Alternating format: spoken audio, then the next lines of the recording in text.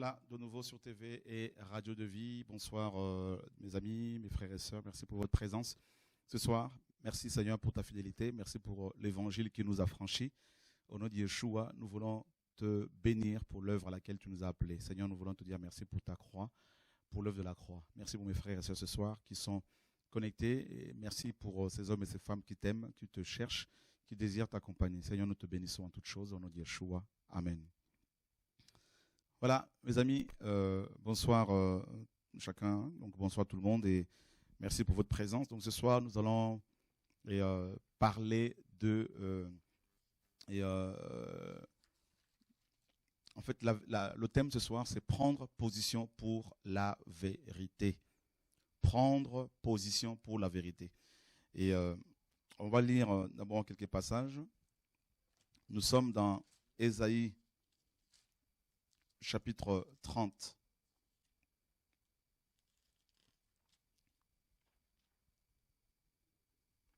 Ésaïe, chapitre 30. Et voilà, on va commencer la lecture à partir du verset 1er.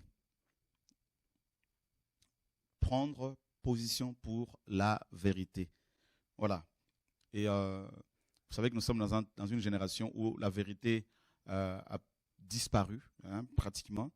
Et beaucoup n'en veulent plus, beaucoup n'en veulent pas. Et la vérité choque, la vérité dérange. Elle dérange énormément les religieux, elle dérange les gens de ce monde, mais particulièrement les religieux. Voilà, qui disent bien sûr... Et il faut pas parler, il faut rien dire, il faut pas dire les choses. Il faut la sagesse selon eux. Et pourtant, ces religieux qui nous parlent comme ça nuit et jour depuis des années qu'il faut la sagesse. Quand on regarde dans leur vie, ces religieux ne font rien. Il y en a qui font selon le plan humain, selon les hommes, ils essaient de faire des choses. Mais beaucoup n'ont même pas pu diriger des assemblées qu'ils ont eu à gérer. Ça a éclaté.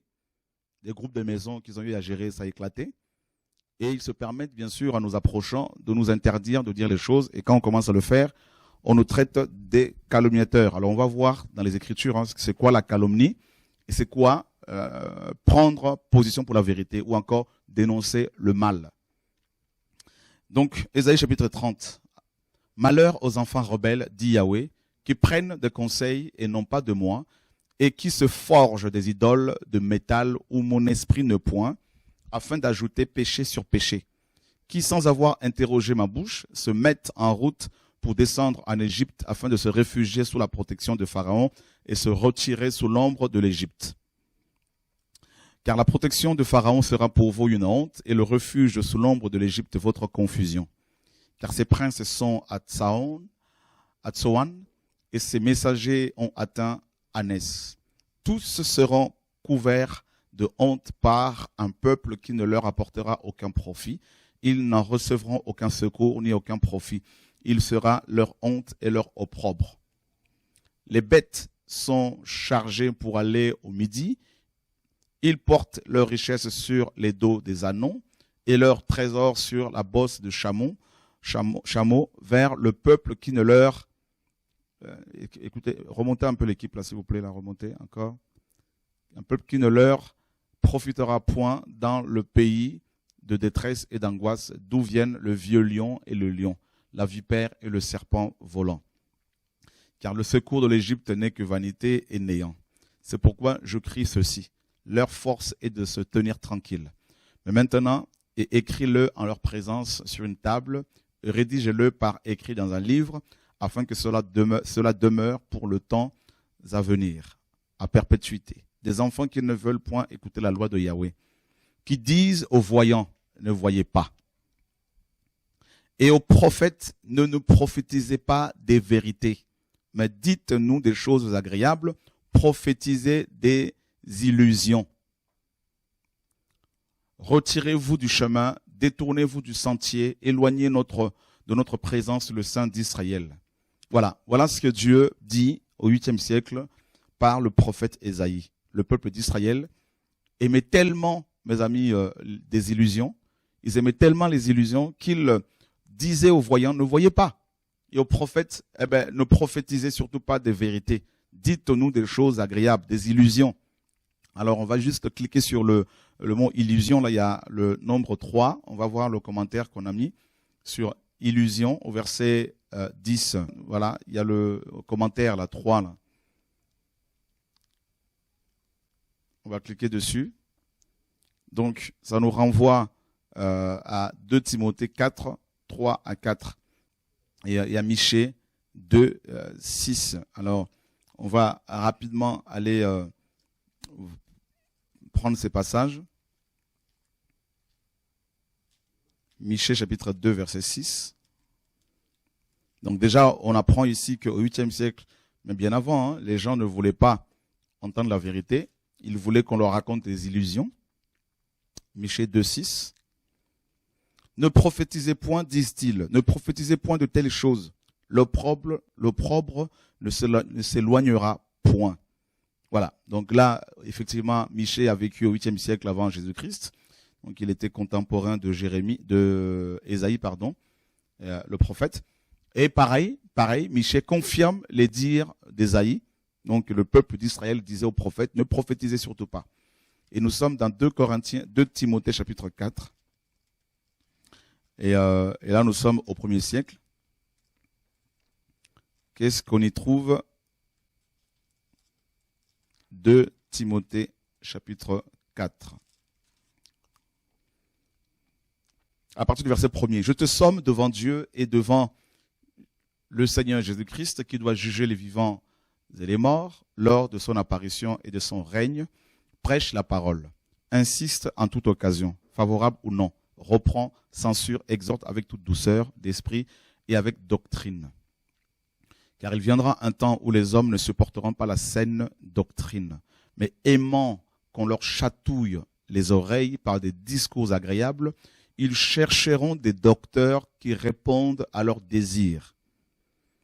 Et ils détourneront leurs oreilles de la vérité et se tourneront vers les fables. Les fables, ici, c'est mythos en grec, qui veut dire des histoires, des discours, bien sûr des discours humains, ou encore des discours relatifs aux mythologies, notamment aux mythologies gréco-romaines, et particulièrement la mythologie grecque. Voilà. Donc, et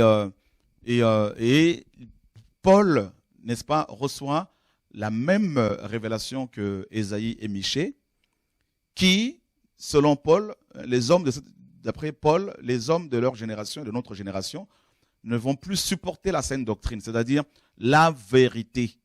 La saine doctrine, c'est une doctrine qui est vraie, qui est saine.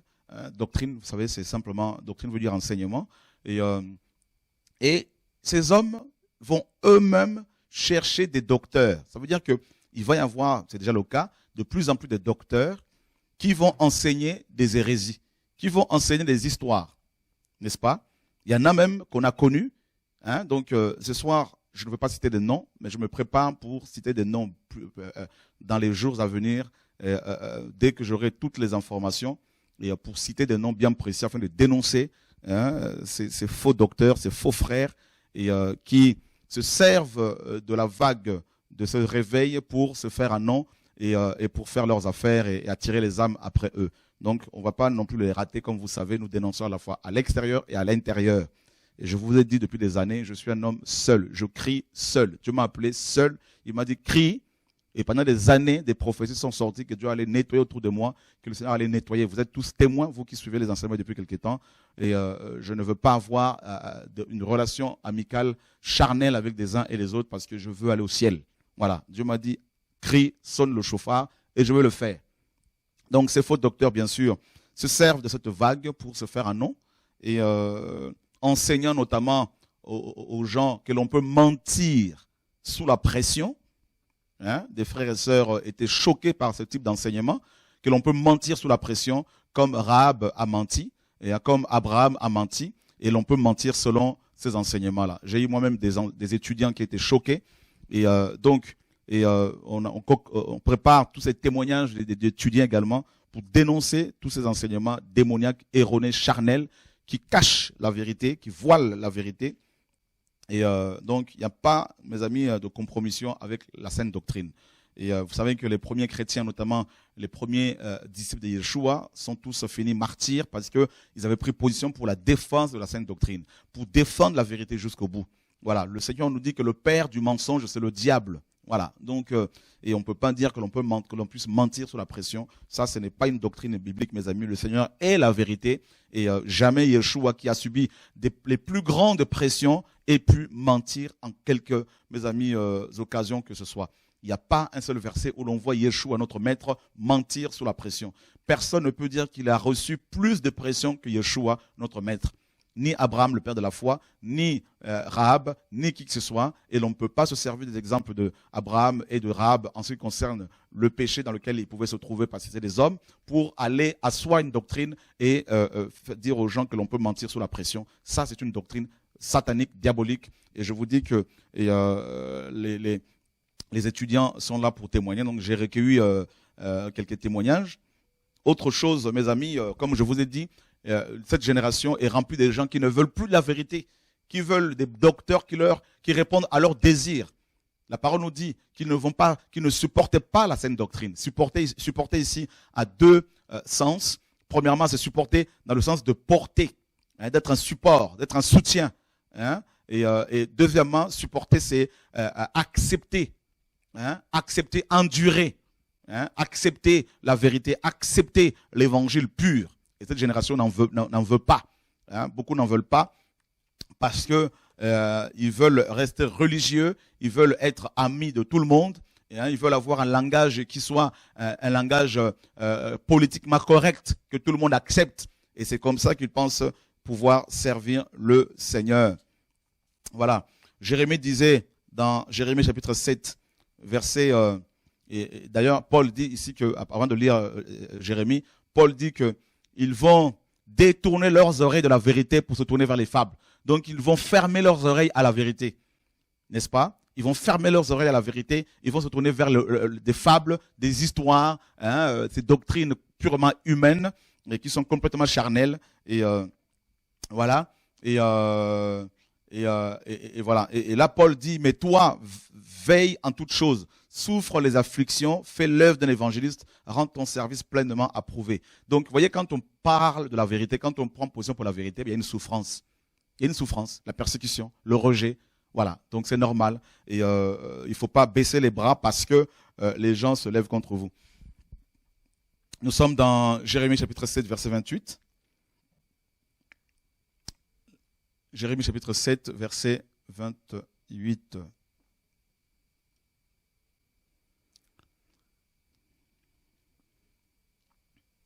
Ok, Jérémie chapitre 7, verset 28. C'est pourquoi tu leur diras, c'est ici la nation qui n'écoute pas la voix de Yahweh, son Dieu, et qui ne reçoit pas d'instruction. La vérité a disparu, elle se retirait de leur bouche. Voilà. C'est quand même terrible, la vérité avait disparu à cette époque, selon Jérémie. Elle s'était retirée de la bouche des enfants d'Israël. Et c'est ce que nous constatons également dans cette génération où la vérité pure et simple a disparu. La vérité dérange. Vous ne pouvez pas, mes amis, prêcher la vérité et être acclamé, c'est impossible. Impossible. Sinon, vous serez comme les autres chrétiens qui sont acclamés par le monde, qui sont acclamés par les religieux, parce qu'ils ont un langage qui leur est commun, ils ont un langage qui passe partout. Voilà. Donc, Jérémie est catégorique, la vérité a disparu. Et elle s'était retirée de leur bouche. Donc quand ces gens parlaient, c'était le mensonge. Voilà pourquoi on peut bien sûr dire qu'on peut mentir sous la pression, tout ça. Voilà. Et nous sommes dans Ésaïe 59, verset 15. Ésaïe 59, verset 15. Même la vérité, donc voilà, même la vérité a disparu. Et quiconque se retire du mal est exposé au pillage. Yahweh l'a vu. Et cela a déplu à ses yeux parce qu'il n'y a plus de droiture. Donc pareil, nous avons tous ces versets qui nous montrent que la vérité s'était retirée, la vérité avait disparu, non seulement au 8e siècle avant Jésus-Christ, mais aussi au 6e siècle à l'époque de Jérémie, la vérité avait disparu. Alors, c'est au sein de cette apostasie que Dieu va susciter Jérémie, le prophète notamment. Et qu'est-ce que Jérémie va dire dans Jérémie chapitre 20 ? Qu'est-ce qu'il va dire? À partir du verset, on va descendre un peu. Voilà, à partir du verset 7. Alors Jérémie, bien sûr, a été beaucoup combattu, parce que vous savez, quand on prêche la vérité, c'est normal que l'on soit persécuté, c'est normal que l'on soit rejeté. Le Seigneur a dit, si on m'a aimé, on vous aimera. Si on m'a haï, on vous haïra. Si on a accepté ma parole, on acceptera la vôtre. Donc, vous qui aimez la vérité, ne soyez pas étonnés si les gens vous font la guerre. Si les gens vous traitent de tous les noms, c'est biblique. C'est biblique. Et d'ailleurs, ceux qui vont dire que, oui, il ne faut pas parler de ce combat. Mais c'est l'évangile. Parler de ce combat, c'est plus que normal parce que c'est la croix. Persécution égale la croix égale persécution. Voilà, chaque jour, le Seigneur dit portez votre croix. Jérémie a écrit tout un livre sur ses lamentations. On l'a intitulé Lamentation de Jérémie. Lisez ce livre, là vous verrez que Jérémie, le prophète, notre frère, a beaucoup parlé de ce combat. L'apôtre Paul, je ne vais même pas vous donner le passage parce que vous connaissez ces choses-là. Paul a énormément parlé de ces combats. Combien de fois il a été lapidé, combien de fois il a reçu 40 coups moins 1, même 4 ou 5 fois. Hein? Paul a parlé de faux frères. On va le lire, toutes ces choses-là. Donc, c'est normal que l'on soit persécuté, que vous soyez persécuté quand vous prenez position pour la vérité. Alors, ceux qui n'ont jamais été persécutés, c'est normal et qui trouvent anormal que des frères soient persécutés, parlent de leur combat. Hein? Donc, c'est tout à fait normal parce qu'ils n'ont pas l'appel du Seigneur. Ce sont des parasites, hein? Des gens qui surfent sur la vague pour faire leur ministère. En fait, ils vont pas le loin parce que ils n'ont jamais fait quoi que ce soit hier. Ils ont détruit les gens qu'ils ont dirigés dans leur maison. Les gens qu'ils ont sortis de leurs églises par où ils sont passés, ils n'ont pas pu les gérer, ça les a détruits. Les gens sont dispersés aujourd'hui et de nouveau, ça réapparaît et ça veut faire l'œuvre. Voilà. Donc, les enfants de Dieu ont vu clair, beaucoup ont vu clair. Ils sont plus naïfs. Voilà. Que le Seigneur soit béni. Et maintenant, nous sommes dans Jérémie toujours 20. Et Jérémie dit, oh Yahweh, tu m'as persuadé et je me suis laissé persuader. Tu m'as saisi et tu m'as vaincu. Je suis un objet de moquerie chaque jour. Chacun se moque de moi, car depuis que je parle, je ne fais que pousser des cris, que proclamer violence et dévastation. Et la parole de Yahweh est pour moi un sujet d'opprobre et de moquerie chaque jour. C'est pourquoi j'ai dit, je ne ferai plus mention de lui, je ne parlerai plus en son nom, mais il y a dans mon cœur comme un feu ardent renfermé dans mes os. Je suis fatigué de le porter et je n'en peux plus. Car j'ai entendu les insultes de plusieurs. La frayeur m'a saisi de tous côtés. Exposez-le, disent-ils, et nous l'exposerons. Tous ceux qui étaient en paix avec moi observent si je bronche. Peut-être, disent-ils, qu'il se laissera séduire et nous le vaincrons. Nous tirerons vengeance de lui. Mais Yahweh est avec moi comme un homme vaillant et redoutable. C'est pourquoi ceux qui me persécutent seront renversés. Ils ne me vaincront pas. Ils seront honteux car ils ne réussiront pas. Ce sera une honte éternelle qui ne s'oubliera jamais. Et voilà. Donc, vous voyez bien que Jérémie a été beaucoup persécuté et à cause de sa prise de position pour la vérité. Il a pris position pour la vérité. Il a été persécuté par qui? Par les faux prophètes, par les prêtres qui ne voulaient pas recevoir cette parole, cette vérité. Nous sommes dans Jérémie chapitre 15. Jérémie chapitre 15. Voilà, merci Seigneur pour ta parole. Nous lirons à partir du verset 13. On peut même commencer à partir du verset et à partir du verset 7.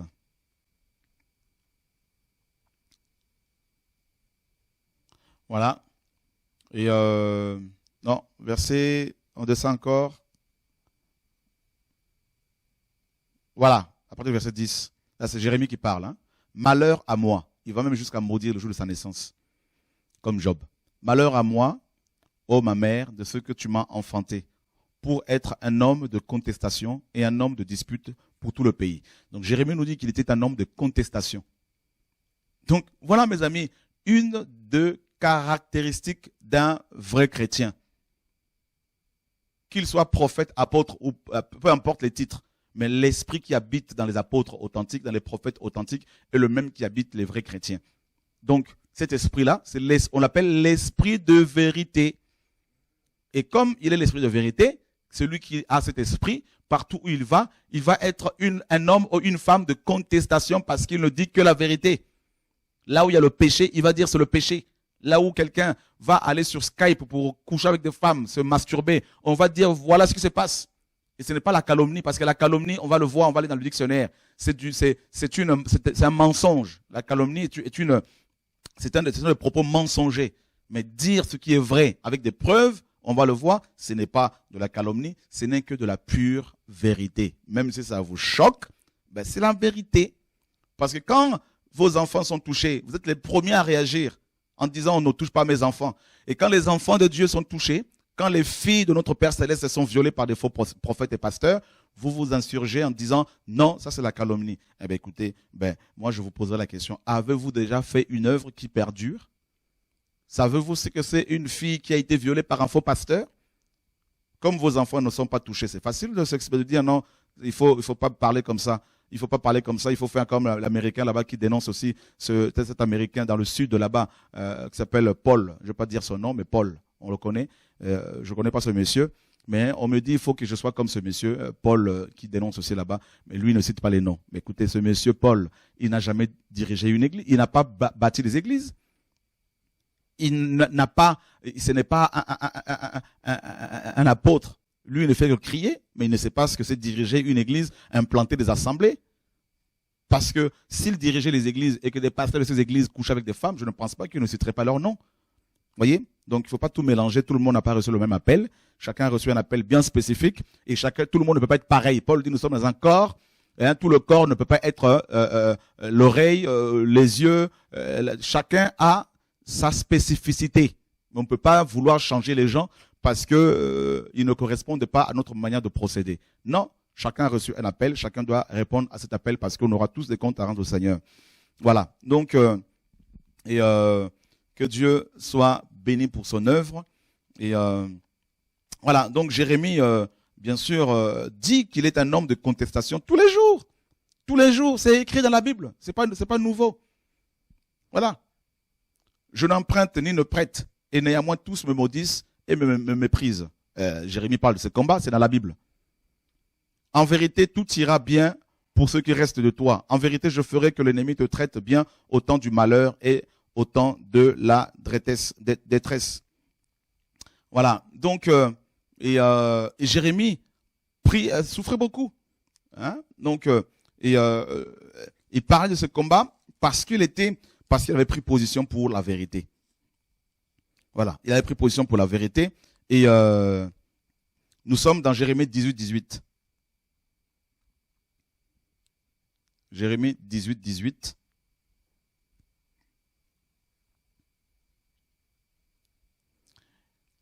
Et ils ont dit, venez et faisons des complots contre Jérémie, car la loi ne périra pas chez le prêtre, ni le conseil chez le sage, ni la parole chez le prophète. Venez, tuons-le avec la langue et ne soyons pas attentifs à ses discours. Voilà, donc, et là, Jérémie, les gens disaient, tuons-le avec la langue. Pourquoi? Parce qu'il dérangeait. Parce qu'il dérangeait. Vous qui aimez la vérité, vous qui cherchez le Seigneur, vous qui êtes chrétiens, donnez-moi le nom dans la Bible d'un seul enfant de Dieu qui était aimé par les religieux. Étienne a été lapidé. David, dans ses psaumes, vous avez déjà lu les psaumes de David? Dans tous ces psaumes, presque, David parle des persécuteurs. Délivre-moi de mes ennemis. Délivre-moi de ceux qui me persécutent. Mais c'est écrit, ils ont énormément parlé de leur combat aussi. Et c'est ça l'évangile. Ce n'est pas une accumulation de connaissances, mais c'est une démonstration de la relation qui, mes amis, que nous avons développée avec Dieu dans les coulisses. C'est l'exposition, c'est l'extériorisation de l'intimité avec Dieu. C'est du vécu, tout simplement. C'est ça l'évangile.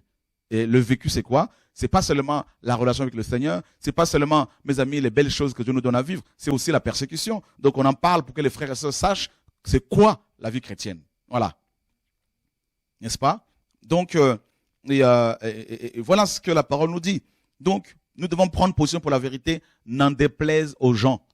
C'est facile quand on est chez soi à la maison et qu'on n'a jamais été confronté à une attaque liée à la vérité, ou surtout qu'on n'a jamais été sur place là où le travail se fait.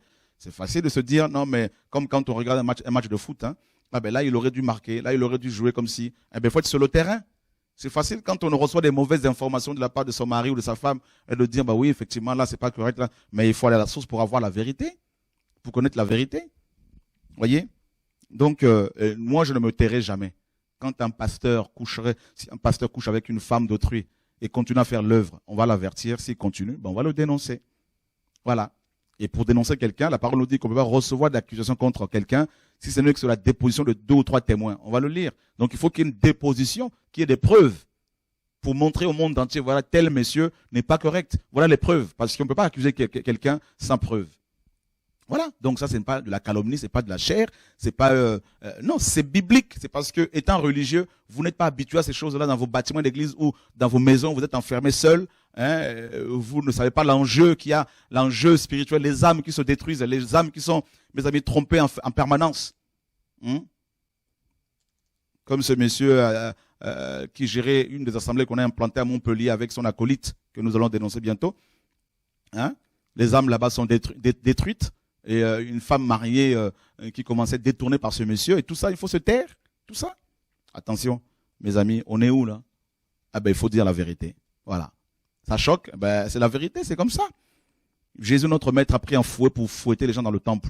Ben, voyez, il faut que, moi je prie que Dieu suscite encore des gens qui se lèvent pour pouvoir dénoncer les choses qui se pratiquent dans nos assemblées. Et l'on veut maintenant nous accuser en disant, mais il ne travaille pas, comment il fait pour vivre? Ah ben, moi, est-ce que je viens chez toi pour demander ton argent? Ça fait plus de 17 ans que je travaille comme ça. Et si j'ai économisé quand je travaillais comme opérateur pendant des années, je travaillais, est-ce que je dois aller maintenant aller devant tout le monde pour dire voilà mes économies? Comment je m'organise?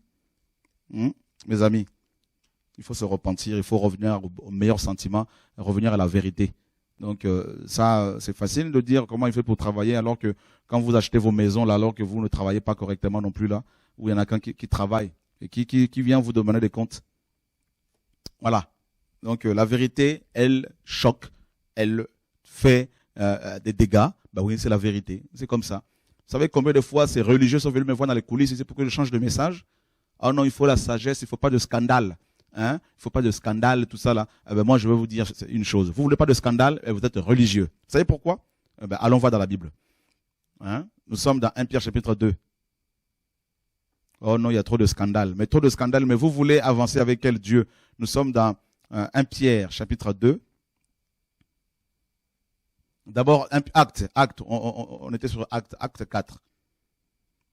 Parce qu'on va vous donner des infos, des arguments pour défendre la vérité. Acte chapitre 4, mes amis.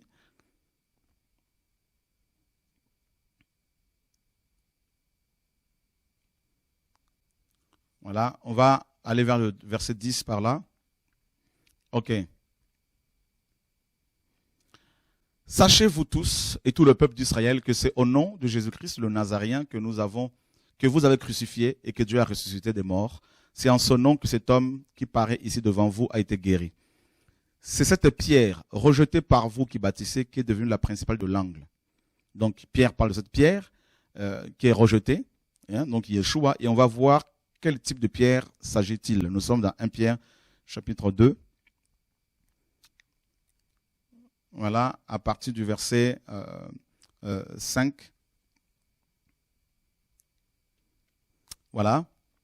Et vous aussi, comme des pierres vivantes, vous êtes édifiés pour être une maison spirituelle et une sainte prêtrise, afin d'offrir des sacrifices spirituels agréables à Dieu par Jésus-Christ. C'est pourquoi aussi, il est dit dans l'Écriture, voici, je mets en Sion la principale pierre de l'angle, choisie et précieuse, et celui qui croit en elle ne sera pas confus. Elle est donc précieuse pour vous qui croyez. Mais par rapport aux rebelles, il est dit, la pierre que ceux qui bâtissaient ont rejetée est devenue la principale de l'angle, et une pierre d'achoppement. Je répète, une pierre d'achoppement et un rocher de scandale. Un rocher de scandale. Ils se heurtent contre la parole et sont rebelles. Et c'est à cela qu'ils sont destinés. On nous dit que Jésus est la pierre d'achoppement, la pierre de scandale. Ça veut dire quoi? Ça veut dire que celui ou celle qui est bâti sur ce rocher connaîtra toute sa vie de scandale. Bah oui, si vous ne voulez pas de scandale, ça veut dire que vous êtes bâti sur du sable. Dans la religion, ben, c'est calme, c'est un lac. La religion, c'est un lac, ça bouge pas. Mais la vie chrétienne véritable, c'est comme un fleuve, comme une rivière, ça bouge. Voilà. Il y a des mouvements. C'est biblique. Le scandale en question, c'est pas par rapport au péché parce qu'on aura péché. Non, parce qu'on aura dit la vérité. Le Seigneur enseigne la parole, les apôtres viennent le voir pour lui dire, Seigneur, sais-tu qu'ils sont scandalisés des paroles qu'ils ont écoutées? Ben oui, la vérité scandalise, ça choque. Ah, il ne veut pas qu'il parle comme ça, il faut la sagesse. Ah, vous savez, il faut qu'il mette un peu de l'eau dans son vin. Eh ben non, c'est pas comme ça se passe. Il n'y a pas de l'eau dans notre vin parce que l'eau c'est l'eau, le vin c'est le vin. Voilà. Le Seigneur a changé l'eau en vin. Il n'a pas mélangé il n'a pas, mes amis, mélangé l'eau avec le vin. Non. Voilà. Donc, si vous voulez être baptisé sur Jésus-Christ, ben vous aurez des scandales. Et si vous ne voulez pas de problème, c'est que vous êtes un religieux. Voilà. Et quand Dieu m'a dit ça la dernière fois, il m'a dit, mais les gens, tu as peur que les gens disent que tu suscites beaucoup de scandales. Eh ben, tu es baptisé sur le roc qui suscite le scandale. Un rocher de scandale. Ah ben, j'ai compris, Seigneur, que ton nom soit béni. Voilà. C'est pour cela que le Seigneur disait, dans Luc 17, il est impossible qu'il n'arrive de scandale. Donc, voilà. C'est-à-dire, c'est pas nous qui provoquons le scandale, mais c'est la vérité qui est prêchée, et ceux qui sont dans les ténèbres sont scandalisés. Et ils vont provoquer des combats. La vérité est délivrée, et les gens vont susciter des scandales parce que c'est la pierre de scandale. Cette pierre-là, ben, les gens qui n'aiment pas la vérité se heurtent à elle. Hein? Ils viennent, non, il faut changer, il faut plus parler des gens.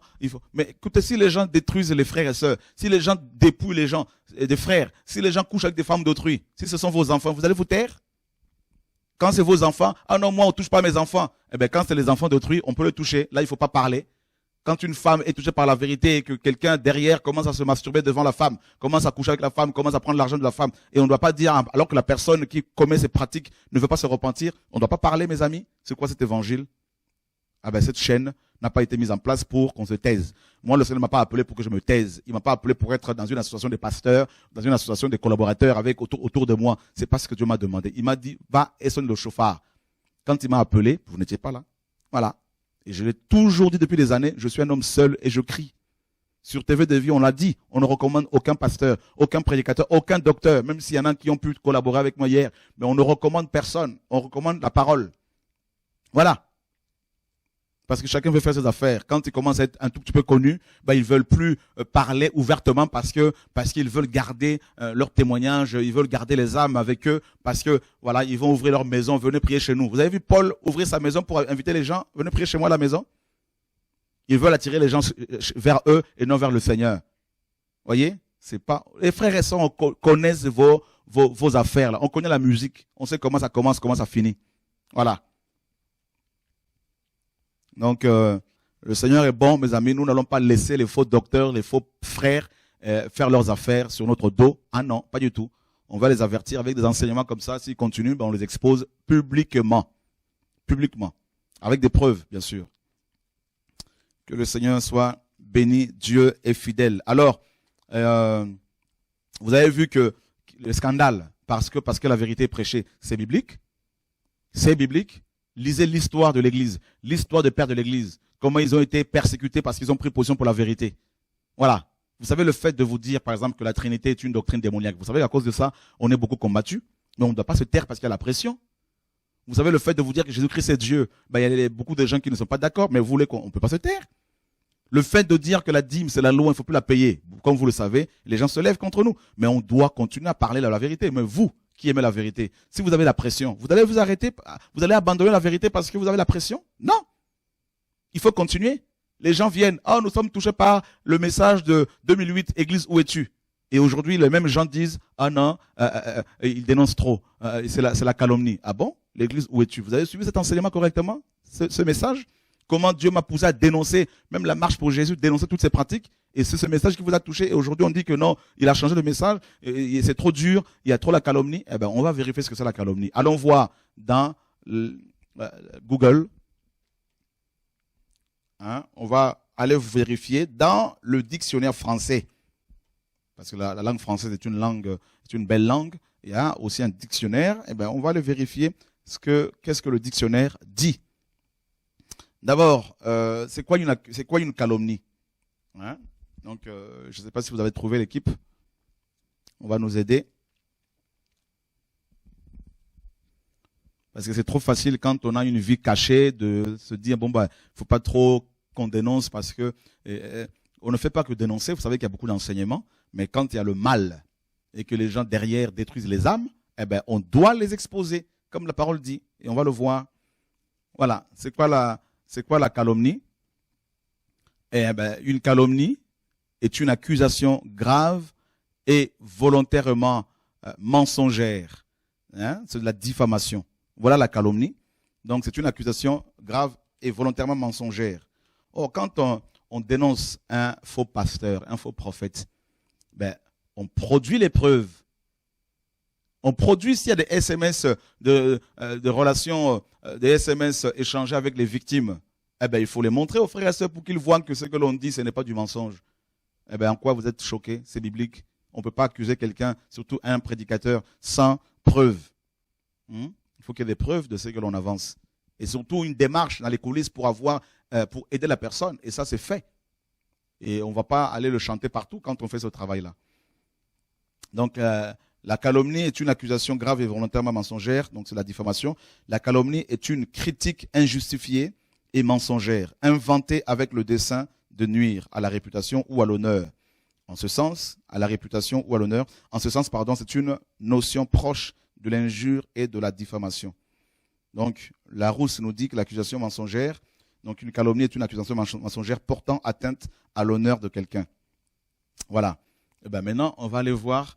Donc, vous avez vu que calomnier, c'est mentir sur quelqu'un dans le but de le détruire. Eh ben, qu'est-ce que la parole nous dit? Et nous sommes dans 1 Timothée chapitre 5.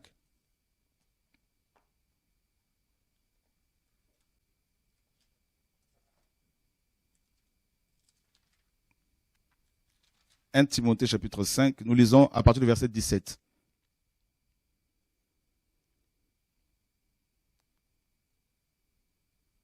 Que les anciens qui dirigent convenablement soient jugés dignes d'un double honneur, spécialement ceux qui travaillent à la prédication et à l'enseignement. » Donc déjà ici, il est question des anciens, et vous savez que très souvent quand nous dénonçons les pratiques que l'on trouve dans nos églises, c'est souvent les dirigeants qui sont dirigés, qui sont dénoncés, et bien sûr parce qu'ils ont la charge du troupeau. Ils ont la charge du troupeau. Et on ne le fait pas avec plaisir. Hein. Donc voilà. Et là, Paul dit au verset 19, « Ne reçois pas d'accusation contre un ancien si ce n'est sur la déposition de 2 ou de 3 témoins. » Donc déjà, il faut des témoins. Et ça, quand on dénonce quelqu'un, en général, bien sûr, les témoins sont là, les preuves sont là. Donc, ce n'est pas une partie de plaisir. Donc, il y a des témoins. Et s'il y a des témoins, un ancien peut être accusé. N'est-ce pas? Donc, pas accusé comme le diable le fait. Parce que le diable, quand il nous accuse devant le Père, il ne cherche pas à nous amener à la repentance. Mais les anciens, Paul nous dit qu'ils doivent être jugés dignes d'un double honneur. Parce que c'est une charge, c'est une grande charge. Et s'il y a le péché, qu'est-ce que Paul dit? Eh ben, s'il y a le péché, s'il y en a un qui pêche, hein, il y a des gens, des témoins de ce péché vont témoigner. Hein, on sait tous que c'est un témoin.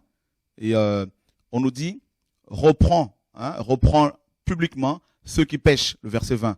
Reprends publiquement ceux qui pêchent. Reprend publiquement ceux qui prêchent. Alors, reprendre ici, donc on va souligner ce mot-là, et on va aller voir dans le grec le texte reçu, reprendre.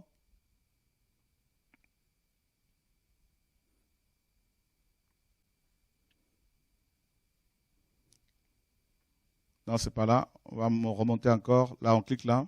On va voir. On revient en arrière. Voilà. Voilà, c'est parfait. Alors, reprendre ici, voilà. Donc, veut dire littéralement, comme vous pouvez le voir, condamner, réfuter, généralement avec une suggestion de honte pour la personne accusée. ou encore amener avec conviction à la lumière ou exposer. Trouver une faute, corriger par la parole. Reprendre, blâmer sévèrement, réprimander, réprouver. Montrer à quelqu'un sa faute, exiger une explication. Mais la première définition de ce mot grec, c'est condamner, réfuter, avec l'idée de la honte pour que la personne, bien sûr, soit repentante. Donc on voit bien que Paul nous enseigne que si c'est un ancien, quelqu'un qui a la charge du troupeau, quelqu'un qui est censé montrer le chemin aux gens, eh bien s'il commence à prendre des femmes, s'il commence à pécher dans le but et les gens sont découragés à cause de son comportement, parce qu'il pêche, eh bien, il faut le reprendre publiquement. C'est pas moi qui le dis. D'accord? On va aller cliquer sur publiquement, là. Donc, on sait ce que c'est de toute façon, publiquement. Donc, pas dans les coulisses, mais publiquement. Voilà. Donc, et bien sûr, cette personne qui pêche, on doit, selon Matthieu 18,15, chercher d'abord à l'amener à la repentance. Et si la personne continue, ben, on l'expose pour que les gens voient que c'est un faux frère, un faux apôtre, prophète, comme Paul nous l'a enseigné. Voilà. Donc, donc c'est pas quelque chose que nous avons inventé, et c'est très biblique. Hein, et voilà. Reprends publiquement ceux qui pêchent. Voilà. Donc là, la parole est claire, et Paul dit afin que les autres éprouvent aussi de la crainte. Le mot crainte ici signifie d'abord peur, terreur. Bah oui, frère. La terreur, oui, c'est biblique. Voilà. Donc, pas la peur de Dieu, mais bien sûr, même le mot crainte parfois signifie peur. Pas peur dans le sens de ne plus pouvoir l'approcher, hein, mais la révérence. Voilà. Donc, il y a trop de mal dans nos assemblées, il y a trop le péché dans nos assemblées. Et vous n'êtes pas vous n'êtes pas voilà, ignorant par rapport à ce qui se passe un peu dans nos églises aujourd'hui. Voilà.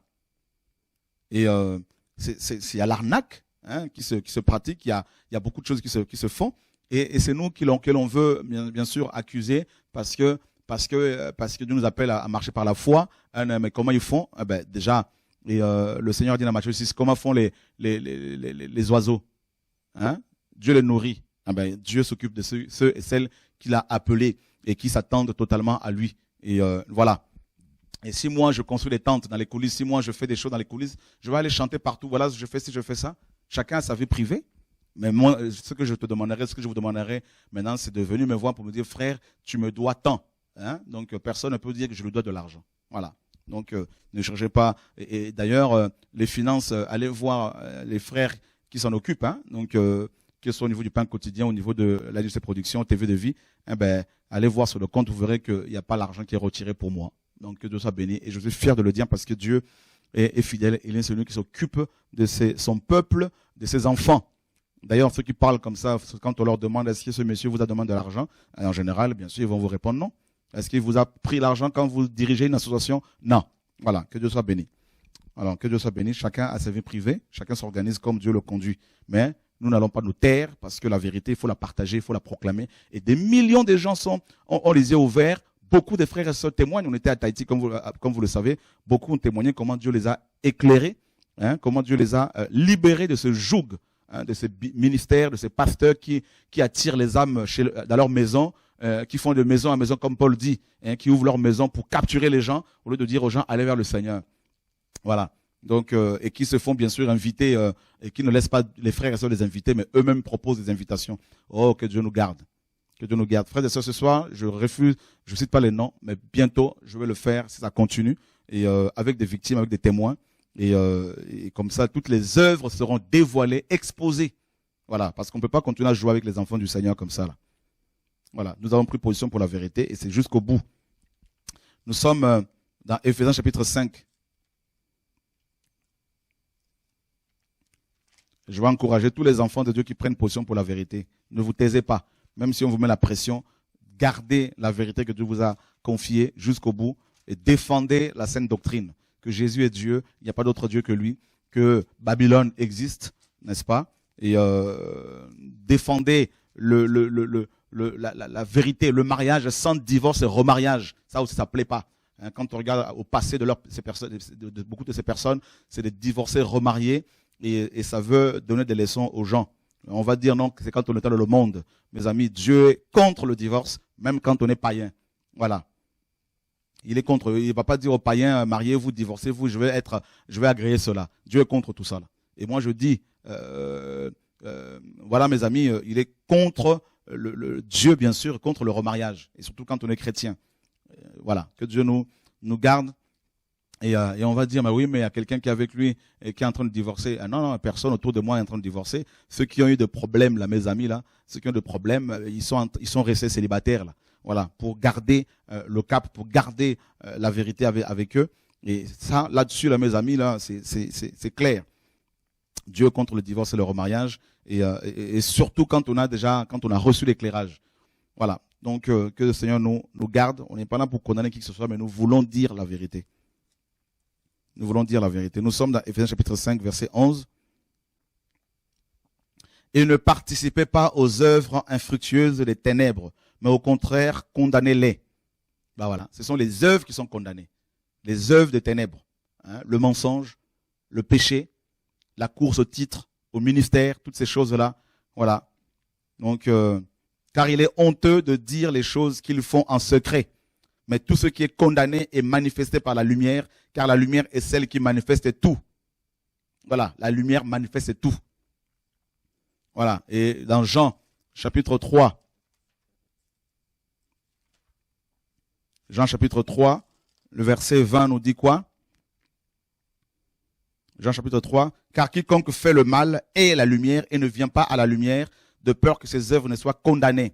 Mais celui qui agit selon la vérité vient à la lumière afin que ses œuvres soient manifestées parce qu'elles sont faites selon Dieu. Voilà, elles sont faites selon Dieu. Donc quand on est dans la vérité, on ne se sauve pas comme un voleur quand on est quelque part. Non, on ne se sauve pas en envoyant un mail. On va s'asseoir avec des frères, on règle ce qu'il y a à régler et là on bénit la personne et la personne va faire son travail. Mais quand on se sauve comme un voleur, mes amis, ensuite on veut revenir. Ah non, ça ne se passe pas comme ça, c'est pas un zoo. Il faut de l'ordre dans la maison du Seigneur. Il faut de l'ordre, mes amis. C'est comme ça. Que le Seigneur soit béni. Et nous sommes dans Corinthiens. 2 Corinthiens, chapitre 4, verset 1er. C'est pourquoi, ayant ce service, selon la miséricorde que nous avons reçue, nous ne nous relâchons pas. Mais nous avons entièrement rejeté les choses honteuses que l'on cache, ne marchant pas avec ruse et ne falsifiant pas la parole de Dieu, mais nous rendant approuvés à toute conscience d'homme devant Dieu par la manifestation de la vérité. Si notre évangile est encore voilé, il ne l'est que pour ceux qui périssent, pour les incrédules dont le Dieu de cet âge a aveuglé l'entendement, afin qu'ils ne soient pas éclairés par la lumière de l'évangile de la gloire de Christ, lequel est l'image de Dieu. Voilà. Donc, et c'est ça l'évangile. Et je voudrais dire à ces femmes aussi qui sont là à la maison, qui sont mes amis, qui donnez des conseils à vos maris, vous qui êtes les femmes aussi, là, qui selon Dieu, pour qu'ils soient des hommes fidèles vis-à-vis du Seigneur. Que le Seigneur soit béni pour la vérité qui éclate, qui libère le peuple. Le Seigneur a dit, vous connaîtrez la vérité vous affranchira. Voilà, le mensonge n'affranchit jamais quelqu'un. Donc, et ça c'est la parole même qui nous enseigne cela. Et il y a beaucoup de plagiat. Hein, dans le milieu chrétien, on veut reproduire la même chose que là-bas, on va modifier des noms, on va garder à peu près les mêmes consonances. On sait ce que c'est, mes amis, tout ça là, on est fatigué. Cette course à la prédication, cette course au m'as-tu vu, et YouTube est devenu comme un ministère pour beaucoup. C'est pas ça le ministère YouTube. C'est pas ça le ministère. Dieu, c'est lui qui appelle, c'est lui qui élève. Voilà. C'est pas comme ça se passe. Les frères et sœurs sont fatigués d'être ballottés à gauche, à droite. Voilà. Donc, et puis, quand on a de l'âge, il faut aussi se respecter. Voilà. Que Dieu soit béni. Vous savez, il y a certaines choses, je les garde d'abord parce que on récolte des témoignages des frères et sœurs, hein, donc de part et d'autre, par où tous ces hommes sont passés pour pouvoir exposer leurs œuvres bien comme il faut. Donc, la vérité doit être défendue. Voilà, mes amis. Beaucoup veulent que je me taise. Comment il fait pour vivre? Eh ben, comment je fais? Depuis des années, on s'est organisé, mon épouse et moi, on fait ce qu'on a à faire et on ne va pas le chanter partout. Mais toutefois, l'argent que les frères et sœurs donnent, vous voyez les œuvres qui se font, vous voyez des Bibles qui sont produites, tout ça là. Et en aucun cas, je veux demander à David, retire-moi 100 €, donne-le-moi. Non, mes amis. Et l'œuvre se fait comme Dieu nous l'a recommandé. Et au niveau du pain quotidien, toutes ces épiceries qui nourrissent des gens, mes amis, Dieu fait son œuvre. Et j'encourage ce soir tous les défenseurs de la sainte doctrine, tous les enfants de Dieu qui défendent la vérité, qui prennent position pour la vérité et qui combattent contre Babylone, contre cette grande, mes amis, alliance de Babylone contre les vrais enfants de Dieu, cette grande alliance pour dépouiller les chrétiens, dépouiller les enfants de Dieu, cette grande association des pasteurs impudiques, des pasteurs violeurs de femmes, des pasteurs danseurs nus sur Internet, des pasteurs, mes amis, cupides, cette grande association des bishops pour dépouiller les enfants du Seigneur, mes amis, a été prédite dans les Écritures et les enfants du Seigneur se lèvent de plus en plus pour dire non au mal. Paul a dénoncé et a dit clairement à quelqu'un, il y a quelqu'un qui ne marche pas selon les enseignements que vous avez reçus, il faut le noter, faites-le savoir, Paul disait, et il ne faut même pas marcher avec cet individu. Donc, ce sont les Écritures. Nous sommes dans 2 Thessaloniciens, chapitre 3. 2 Thessaloniciens chapitre 3, nous lisons le verset 6. Nous vous recommandons aussi, mes frères, au nom de notre Seigneur Jésus-Christ, de vous éloigner de tout homme qui se dit frère et qui vit d'une manière déréglée et non selon les traditions qu'il a reçues de nous. Voilà. Donc il faut s'éloigner de ces hommes, Paul dit, c'est la parole qui le dit. Et moi, quand on me dit, Dieu a dit qu'il ne faut pas dénoncer tel monsieur qui couche avec des femmes, et Dieu dit qu'il ne faut pas dénoncer, et quand on prouve, on donne les preuves, et le même homme dit, ah, c'était ma chair. Et on envoie des mails pour dire merci pour ton indulgence. Et le même qui dit, non, Dieu a dit de nouveau, il ne faut pas dénoncer. Attendez. Quelqu'un qui fait des dégâts, des gens qui font n'importe quoi, il faut se taire, soi-disant au nom de l'amour, de la sagesse. Et d'ailleurs, il y aura des enseignements même sur la grâce, parce que là, on va mentir ensuite en disant, non, c'est parce qu'on a enseigné sur la grâce que... Non, mais la grâce, qu'est-ce que la grâce? La grâce nous dit quoi? Petite. La grâce de Dieu salutaire, pour tous les hommes, nous enseigne à renoncer au péché, à l'impiété. La grâce, c'est pas le fait de fermer les yeux sur le mal. C'est pas ça la grâce. Ça, c'est la grâce selon la religion. La grâce, c'est Jésus. C'est tout. La grâce, c'est la croix. La grâce dit quoi? La loi dit, tu ne convoiteras pas la femme de ton prochain. La grâce, Jésus dit dans Matthieu 5, la grâce dit, celui qui regarde une femme pour la convoiter a déjà commis l'adultère dans son cœur. La grâce, c'est encore plus exigeante que la loi de Moïse. Parce que Jésus dit, vous avez appris, mais moi je vous dis. Vous avez appris, mais moi je vous dis. C'est ça la grâce. La grâce, c'est les moyens que Dieu nous donne pour mener une vie de sainteté. C'est pas sauver une fois, sauver pour toujours, pécher et on va rien dire. C'est pas ça la grâce. Non, la Bible c'est pas ça. Et on a mal compris la grâce et c'est pour cela que ces églises sont mortes. C'est pour cela que ces gens ne produisent pas de fruits. Depuis qu'ils prêchent depuis des années, il n'y a pas de fruits. Il n'y a pas de délivrance, pas de guérison, rien, pas de restauration de vie parce que on a mal compris la grâce. Voilà, une grâce enseignée par Calvin qui disait que Dieu a prédestiné certaines personnes à la damnation et d'autres à la vie éternelle. Et faites ce que vous voulez, vous serez quand même sauvés. Ça, c'est pas la grâce. Donc, il y aura des enseignements là-dessus pour corriger ces enseignements erronés. Voilà. Donc, et nous sommes toujours dans Corinthiens, 1 Corinthiens chapitre 5.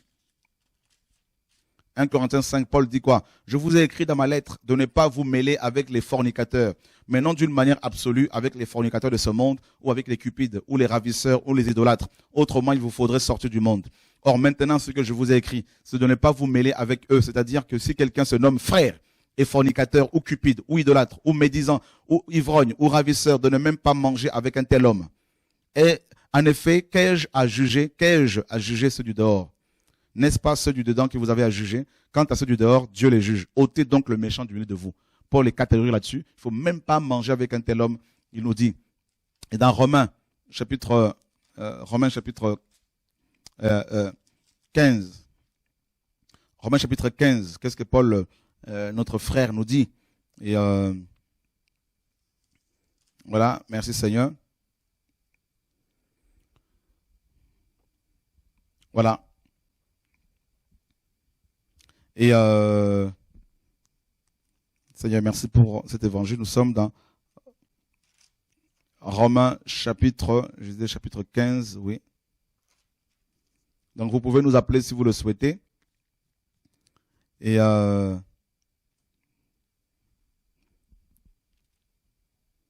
voilà. Ah ouais, on va prendre, c'est pas Romain, on va prendre Tite 3.10. Tite 3.10. Rejette l'homme hérétique après le premier et le second avertissement, sachant qu'un tel homme est perverti et qu'il pêche en se condamnant lui-même. Donc l'homme hérétique, bien sûr, celui qui enseigne des fausses doctrines, il faut s'en séparer. Voilà. Donc c'est pas moi qui le dis, ce sont les Écritures et qui le disent et, au nom de Yeshua. Et que le Seigneur soit béni. Et nous sommes dans, et on va prendre notre passage dans Jean, 3 Jean 10.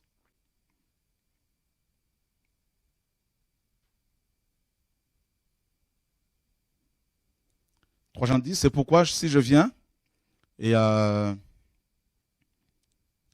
Jean 10, ouais, c'est 2 Jean dans ce cas-là.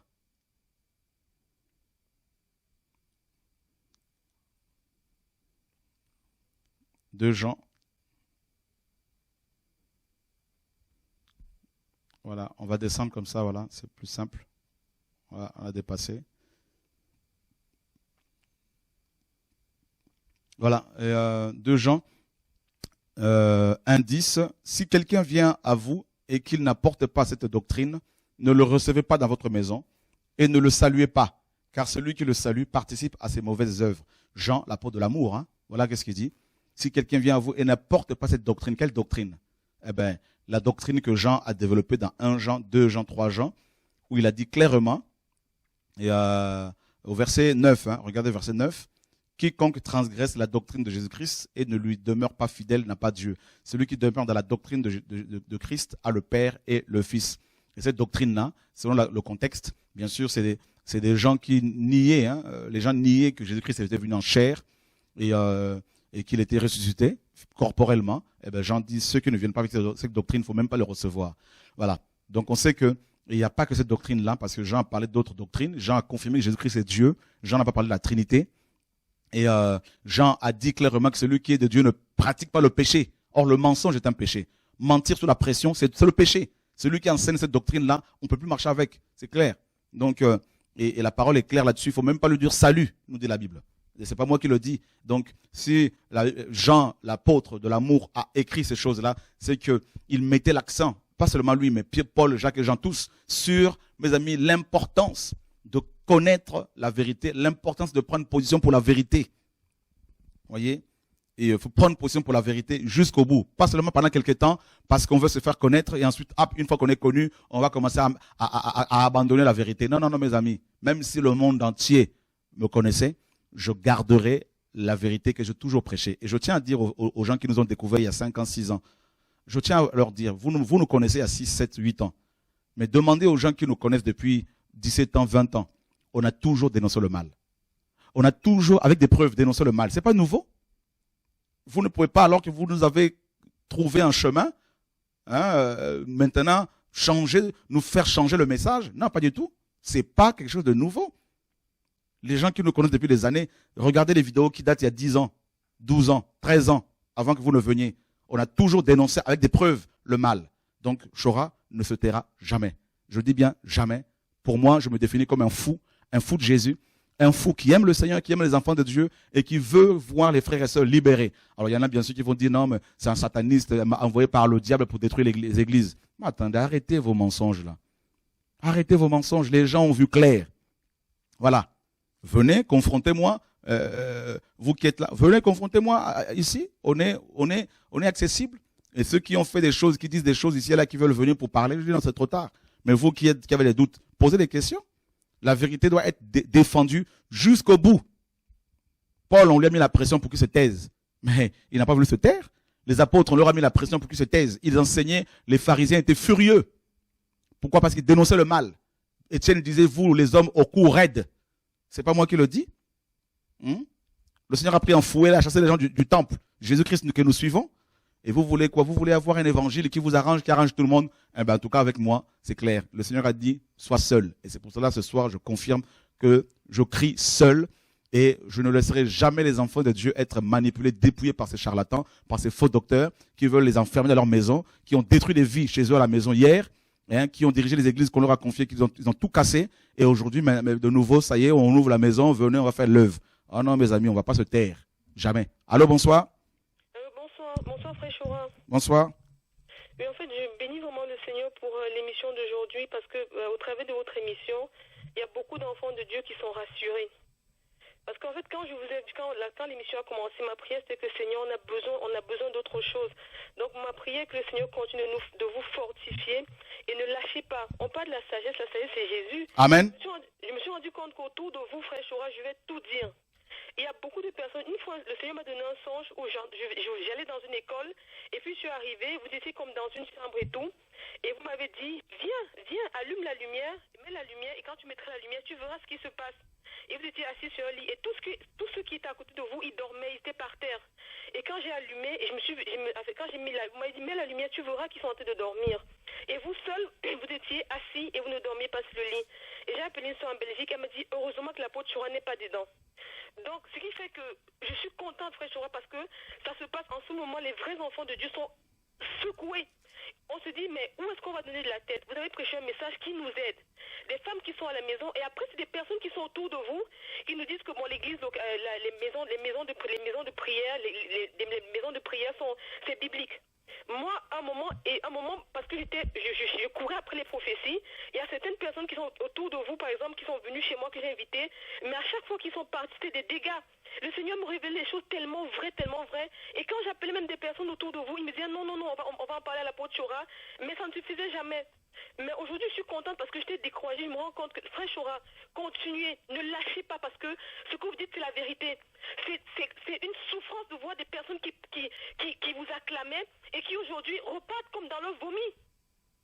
Et le problème, c'est qu'on dit non, la sagesse, il faut savoir parler. Mais la sagesse, qu'est-ce que la sagesse? Des vies sont détruites. Moi, j'ai failli. Si je n'étais pas sincère, j'aurais pu y passer. Mais combien d'âmes sont détruites? Vous prêchez un message qui sauve. Moi, je vois ce que le Seigneur fait dans ma vie, mais quand j'ai essayé d'ouvrir ma maison pour des maisons de... Même, en fait, on m'a dit, oui, on peut prier chez toi, à gauche et à droite, on peut aller à gauche, on peut aller à droite pour des maisons pour prier, on se dandine, on va partout, mais on se rend compte qu'on est encore plus malade. Et ils se servent de la vague qui se passe, dans votre ministère, pour dire, oui, on est avec l'apôtre Chora, mais on se rend compte qu'ils reproduisent les mêmes choses que vous dénoncez. Donc moi je suis dans la joie. Frère Chora, ne lâchez pas, il y a une armée derrière. Le Seigneur vous soutient. Il y a une armée, il y a des gens dans le monde entier qui vous soutiennent. Donc je suis contente pour aujourd'hui. Je me dis, mais comment il va faire avec sa famille? Comment à chaque fois on le blesse? À chaque fois on le blesse, frère Chora, ne lâchez rien. Moi je suis, ne lâchez rien. Merci ma soeur, merci. Merci pour ce message. Je bénis encore le Seigneur. Là je suis folle de joie et je me dis, je continue, on ne lâche pas. Amen. Et je Amen. prie que le Seigneur nettoie autour de vous, que ce n'est pas fini, qu'il nettoie, qu'on laisse votre nom tranquille. Soyez seul, qu'on ne passe même pas devant. Faites votre œuvre seul, continuez à frère Chora. Continuez, que le Seigneur vous bénisse et qu'il vous fortifie. Trop, c'est trop, on exagère. Ils vont se sauver comme des voleurs, hein, et ils envoient des mails. Ah ben tiens, Dieu a dit qu'il faut plus dénoncer comme ça, il faut la sagesse. Je dis, quel Dieu? Dieu vous dit de ne pas dénoncer un monsieur, des gens qui couchent avec des femmes d'autrui, des gens qu'ils ont trouvés ici, que Dieu a délivré, des femmes faibles, et qui vont coucher avec, si on couche avec vos enfants, et vous allez vous taire? Non, mais attendez, on a vu ça où? Et quand on dénonce ces gens avec des preuves, on dit non, c'est la calomnie. Je ne me tairai jamais, ma sœur, sois rassurée. Et c'est grâce aux frères et sœurs comme vous, qui prenez position pour la vérité, que mon épouse et moi, ainsi que mes enfants, nous nous tenons debout pour dire les choses. On se dit, mais jusqu'à quand? On m'a dit, mais jusqu'à quand? Ils se servent de ce réveil, partout ils se servent de ce réveil. Ils disent, oui, je suis avec l'apôtre Chora, oui, j'ai vu l'apôtre Chora, oui, je vais faire ceci. On se rend compte que c'est chacun qui commence son ministère, sa petite boutique, c'est le même fonctionnement. C'est le même fonctionnement. Dès qu'ils passent chez vous, dès qu'on les voit à la télé, c'est bon. Et nous, parfois, le problème, c'est aussi nous les chrétiens. C'est aussi nous, à cause. Moi, je suis tombée dans ce piège parce que je me disais que, oh, comme c'est un homme de Dieu, il a une prophétie par rapport à ma vie, par rapport à mon mariage et tout. La conséquence, c'est quoi? C'est que vous avez dit, ne soyez pas idolâtre, allez quand vous-même considérez Dieu. Mais c'est parfois nous parce qu'on veut des prophéties. Parce qu'on veut des prophéties. J'ai failli passer. Mais j'ai dit, je ne lâche pas l'affaire. Faut que je dois dénoncer, ne lâchez pas. Dénoncez jusqu'au bout. Et vous savez, on va de plus en plus vous haïr, mais c'est pas grave. Vous dites-moi que c'est parce que l'esprit de gloire, l'esprit de Dieu repose sur vous. C'est pas un problème. Il y a des hommes et des femmes qui ne baissent pas les genoux, qui ne vont pas fléchir les genoux. Moi, ne lâchez pas. Ils ne se rendent même pas compte de ce qu'ils font aux âmes fragiles, aux nouveaux convertis. Comment on peut voir quelqu'un qui vous soutenait, mais qui demain, qui après parle par parole, comme si vous devenez méchant après. Les gens que vous avez soutenus, encouragés, les gens que vous avez élevés, que le Seigneur a peut-être, entre guillemets, je ne connais pas le langage, élevés au travers de vous, qui sont passés, ils se servent de vos médias pour faire leur boutique. Après, ils crachent encore dans la soupe. Ils ne pensent même pas aux âmes blessées. Ils ne pensent même pas aux jeunes convertis. C'est pas ça. Et parce qu'ils ont vu que j'ai pas voulu changer le message, ils sont venus soi-disant parce qu'ils sont touchés par la dénonciation, par le fait qu'on dénonce Babylone, par les enseignements. Et le même, quand ils ont commencé à être connus, et des frères et sœurs commençaient à les entourer pour leur dire, maintenant il faudrait que vous changiez un peu Shora, parce qu'ils dérangent trop. Dieu nous a dit, il faut pas dénoncer. Et quand on dit, voilà, Dieu vous a dit de ne pas dénoncer, voilà le péché des personnes. On savait pas, c'est notre chair. Et maintenant, quand on dit, asseyez-vous maintenant, parce que là, vous êtes dans la confusion, vous n'allez plus enseigner, prêcher. On se sauve comme un voleur. C'est ma sœur, ce que l'on vit, parce qu'on ne dit pas tout. Mais c'est pour cela que le Seigneur, aujourd'hui, le Seigneur m'a dit, depuis quelque temps déjà, sois seul. Et depuis, vous avez vu sur le site de TV de Vie, on a mis une image avec l'image d'un loup, pour dire qu'on ne recommande aucun docteur, on ne recommande aucun prédicateur, aucun pasteur. Nous voulons recommander aux gens Jésus-Christ de Nazareth. Et nous disons également, si les gens viennent vous voir pour vous dire qu'ils travaillent avec moi, ouvrez vos maisons, ne le faites pas. Amen. Ne le faites pas. S'ils viennent vous demander de l'argent, ne le faites pas. Et appelez sur TV de Vie, vérifiez, ou envoyez-nous des mails pour vérifier. Ils se servent de ce message pour se faire connaître. Ensuite, ils vont dire, on ouvre nos maisons, venez chez nous, venez maintenant, on va vous former. Et tout ça là, ils vont fermer quoi? Quels enseignements qu'ils ont donnés? Il y a des enseignements qui ont été apportés ici, qu'on a dû rectifier, enlever des choses. Il y a beaucoup de choses que beaucoup de gens ignorent. Mais nous n'allons plus nous taire, nous n'allons pas nous taire. Et d'ailleurs, ceux qui me connaissent un peu savent que... Et le Seigneur m'a dit clairement que si tu ne parles pas, je t'enlève. Donc mes enfants sont encore petits. Je continuerai à parler, ma sœur. En tout cas, merci pour... Amen, frère Shora. Amen. Que soyez bénis. Je crois qu'il y a beaucoup de sœurs, de frères qui m'ont appelé. Merci de m'avoir écouté. Que le Seigneur vous fortifie, qu'il vous bénisse votre famille, vos enfants et toute l'équipe qui travaille avec vous. Mais je sais que le Seigneur va encore faire le tri. On ne va pas se cacher. Et le Seigneur montre, il parle à ses enfants, il nous montre, on sait qui est qui. Soyez bénis, frère Shora. Je laisse d'autres personnes. Soyez fortifiés. Que le Seigneur soit glorifié. Amen. Merci, ma sœur. Donc, dans Romains chapitre 16, verset 17, Romains chapitre 16, verset 17, on va lire un passage qui est très important. Et moi, j'encourage tous les frères et sœurs du monde entier qui aiment Jésus à prendre position pour la vérité. Vous savez, défendre la vérité, c'est prendre le risque par rapport à sa propre vie. Mais il ne faut pas se taire. Je vous exhorte, mes frères, à prendre garde à ceux qui causent des divisions et des scandales contre la doctrine que vous avez apprise de nous, que vous avez apprise, et de vous éloigner d'eux. Car ces sortes de gens ne servent pas notre Seigneur Jésus-Christ, mais leur propre ventre. Et par des douces paroles et flatteries, ils séduisent les cœurs des simples. Voilà. Donc, ça c'est terrible. Paul a dit, il faut prendre garde à ces gens-là. Et dans 2 Pierre chapitre 2, Pierre dit, il y a eu... Mais comme il y a eu des faux prophètes parmi le peuple, il y aura aussi parmi vous des faux docteurs qui introduiront secrètement des sectes pernicieuses et qui, réunissant le maître qu'ils ont racheté, attireront sur eux une ruine soudaine. Et plusieurs les suivront leur secte de destruction. Et à cause d'eux, la voix de la vérité sera blasphémée. Par cupidité, ils trafiqueront de vous au moyen des paroles déguisées. Des paroles déguisées, c'est-à-dire des paroles couvertes, des paroles trompeuses. Mais la condamnation qui leur est destinée depuis longtemps ne tarde pas et leur destruction ne sommeille pas. Voilà. Et ils préfèrent être la grande masse, la grande foule des prédicateurs de ce monde pour se faire un nom, pour se faire aussi de l'argent en même temps, tout ça. Et puis il y a beaucoup de raisons qui les motivent, beaucoup de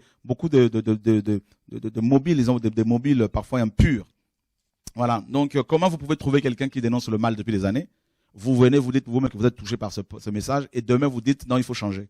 Dieu a dit qu'il faut changer. Moi, je suis désolé. Dieu vous parle, oui, mais moi je regarde d'abord ma Bible. Qu'est-ce que la Bible dit? Paul dit, et si un ange venait vous annoncer un évangile s'écartant de celui que vous avez reçu, qui soit anathème. Voilà. Et il dit, même si nous-mêmes nous vous annonçons autre chose que vous avez reçu, qui soit anathème, maudit. C'est-à-dire qu'on ne peut pas jouer avec la saine doctrine.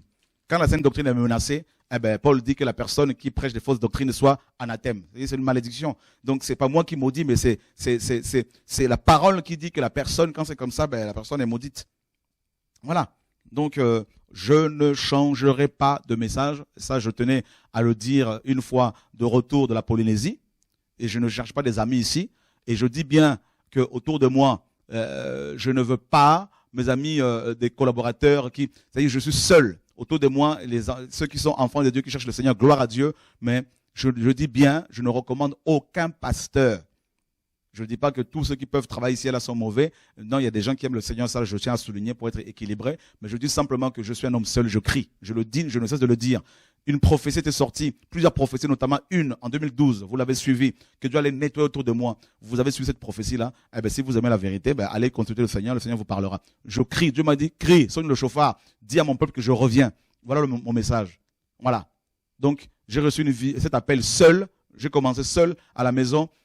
Des frères et sœurs sont venus et je ne veux pas changer parce que j'ai fait des rencontres tout au long de ma marche avec certaines personnes qui estiment qu'il faut maintenant s'aligner derrière Babylone, s'aligner derrière tout le monde pour ne pas avoir des problèmes et qui veulent que je prêche comme Paul Washer. Mais Paul Washer n'implante pas les assemblées. Dieu m'a fait implanter plusieurs assemblées dans le monde entier et ces assemblées qui sont dirigées aujourd'hui, certaines étaient dirigées par des gens qui couchaient avec des femmes. On fait quoi? On se tait? Non. Non. Je ne veux pas me taire. Donc, Paul Washer, c'est Paul Washer, je ne le connais pas, et il fait ce qu'il a à faire, et moi je fais ce que j'ai à faire, d'autres font ce qu'ils ont à faire, à la fin, chacun rend de compte. Mais ne cherchez pas à ce qu'on soit tous comme ce monsieur, et qui n'implante pas les églises, qui ne chasse pas les démons, et qui crie. Certainement, il doit prêcher, il prêche la vérité que Dieu lui a confiée, et on l'encourage dans ce qu'il fait, et chacun fait ce qu'il a à faire. Voilà. Donc, tout le monde ne peut pas être comme Paul, comme Pierre, comme Jacques. Non, chacun a reçu un appel. Vous ne pouvez pas demander à ce que Jérémie soit comme Matthieu. Non, chacun a reçu un appel. Jérémie avait reçu l'appel pour crier. Et Dieu disait à Ézéchiel, je durcis ton front pour l'affronter à ce peuple. Hein, ne tremble pas, il disait à Jérémie devant eux. Il faut parler.